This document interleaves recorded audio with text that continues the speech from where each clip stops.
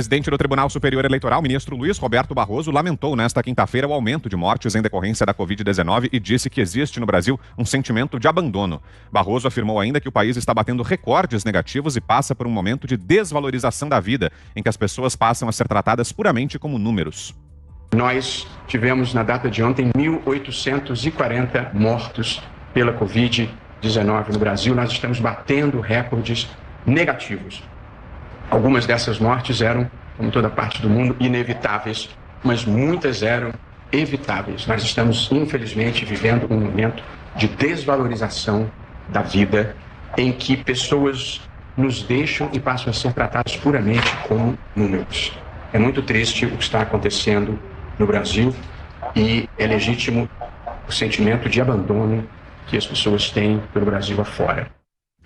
Ainda na sessão do TSE, o ministro Alexandre de Moraes também se manifestou sobre a pandemia e disse que o Brasil é o único país em que a segunda onda foi pior que a primeira e que isso é fruto da desorganização do país. Nesse momento absolutamente lamentável da vida brasileira, onde batemos recordes, recorde após recorde de mortandade. Nós chegamos ao único país do mundo em que a segunda onda da pandemia vem sendo muito pior que a primeira. E isso, lamentavelmente, em face de desorganização, em face de ausência de liderança, em face de diferenças políticas que vêm, infelizmente, deixando de lado o mais importante, que é cuidar da população. Todos os entes federativos deveriam, em cooperação, atuar contra a pandemia, sempre sob a liderança nacional, a liderança da União. A liderança essa que, infelizmente, vem faltando. Vamos lá, então, a análise dos nossos comentaristas, começando com José Maria Trindade. O que dizer, Zé, dessas duas declarações que exibimos, do ministro Luiz Roberto Barroso e de Alexandre de Moraes? Eu tenho a impressão que os ministros querem tomar os nossos empregos aqui de analistas, né? Enquanto eles fazem essas análises políticas, né, o Tribunal Superior Eleitoral está cheio de processos não resolvidos, inclusive contra o presidente Jair Bolsonaro. Isso das eleições ainda lá atrás de 2018. Os processos ainda não estão exatamente concluídos. Há um cerco ali na imprensa, agora no judiciário também, e tentando dizer à população que nós estamos abandonados e que o presidente Jair Bolsonaro é omisso. E os governadores estão reforçando essa tese. Hoje mesmo, uma carta assinada por 14 governadores leva ao Palácio do Planalto a informação de que a situação está difícil, pesada. Não precisava, todo mundo sabe disso. O ministro Eduardo Pazuello tem todos os dados nas mãos. E aí os governadores pedem a compra de vacinas. Olha, o ministro Pazuello tem dito escancaradamente, insistindo que o governo está preparado para comprar a vacina, mas não existe vacina no mercado. Não existe. Não há como fazê-lo. Nem iniciativa privada e muito menos governo. Os laboratórios estão privilegiando governos e representações de países e não estados e municípios.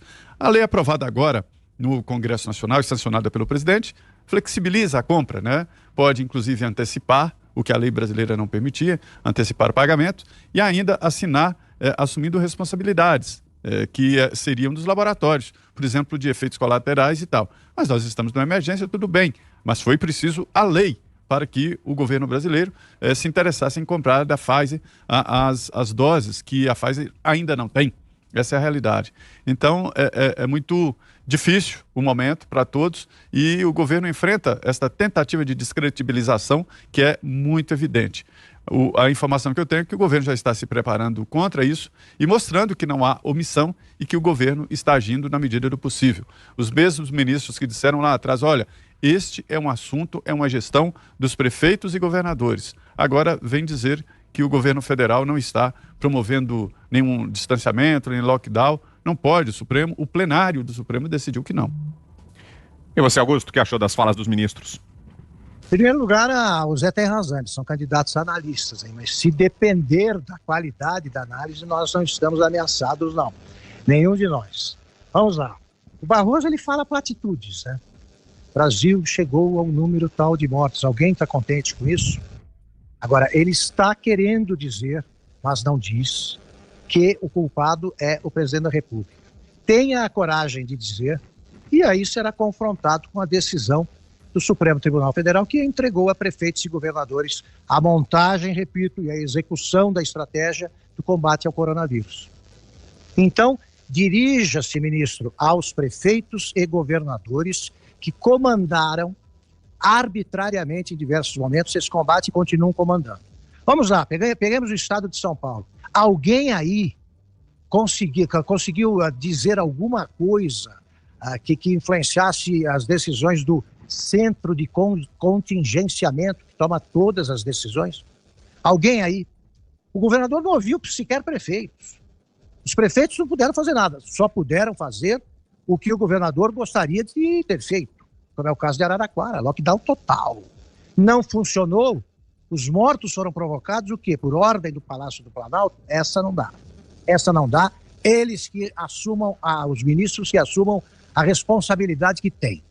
Quanto ao Alexandre de Moraes, eu começo primeiro com mais uma platitude, né, em matéria de português. Ministro, onde indica um lugar onde alguém está, mora, onde não pode rimar, não rima com qualquer palavra que indique tempo.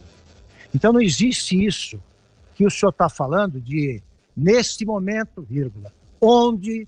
Isso é um erro crasso de português que reprovaria qualquer candidato ao ingresso da magistratura de qualquer estado sério.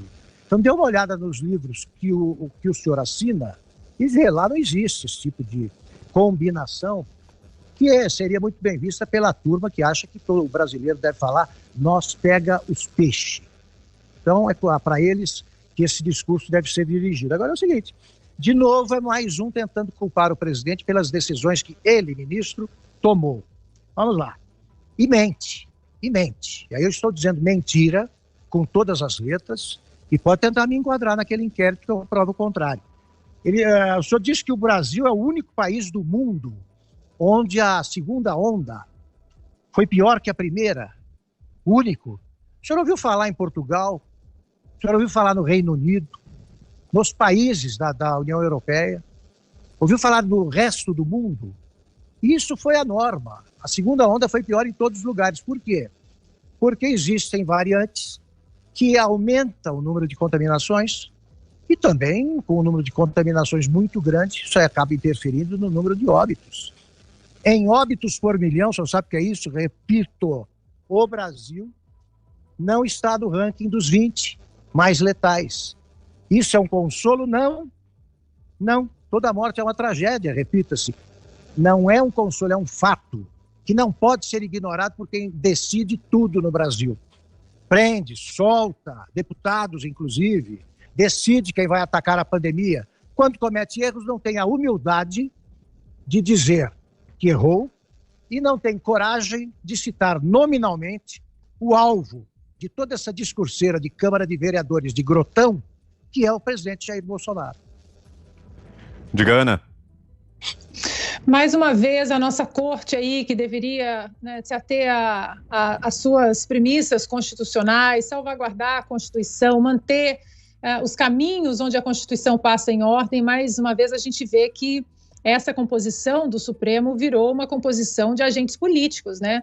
Agentes políticos que falam como se tivessem sido eleitos pelo povo, né? E não foram indicados aí por presidentes, mas não houve absolutamente nenhum voto de nenhum cidadão, então eles não podem falar em nome da sociedade ou o que a sociedade acha, ou ditar caminhos aí que não são prerrogativas da Corte. Nós estamos há 1 ano no lockdown, né, Vitor? 1 ano no lockdown, os casos aí não diminuem, temos novas cepas importantes, temos uma muito importante no Brasil, uma muito importante na África, uma muito importante no Reino Unido. Como Augusto disse, parece, vendo esses ministros discursando, parece que a pandemia ela está só no Brasil. Parece que só o Brasil está sofrendo com a Covid-19, com o coronavírus, com a falta de leitos, com a falta de vacinas, que é uma falta aí. A Alemanha está sofrendo com falta de vacinas. Aqui na Califórnia sofremos há 2 semanas com falta de vacinas e do jeito que eles se colocam aí, parece que o problema da pandemia só está acontecendo no Brasil. muito a gente aprendeu durante a pandemia, e quando eles falam que, né, que muitas vidas aí poderiam ter sido salvas, realmente, muitas vidas poderiam ter sido salvas, principalmente no começo, quando o ex-ministro da Saúde, Mandetta, pediu que todos ficassem em casa até sentir falta de ar, e aí então procurar ajuda, aí então procurar o hospital. Imagina hoje, como nós sabemos, né, aprendemos durante a pandemia, que ao primeiro sintoma procure uma ajuda médica imediatamente, que seja uma dor de cabeça ou um sintoma aí todos descritos aí no próprio site da Anvisa, os primeiros sintomas de uma possível contaminação. Isso nós já sabemos. E lá atrás o então ministro da Saúde, Mandetta, disse: fique em casa até você sentir falta de ar. Realmente, isso deve ter causado aí a perda de algumas vidas. Agora, outro ponto que aí também eu não sei se existe alguma pesquisa nesse campo, vale a pena, vou até dar uma investigada hoje para tentar trazer aqui para o nosso ouvinte amanhã,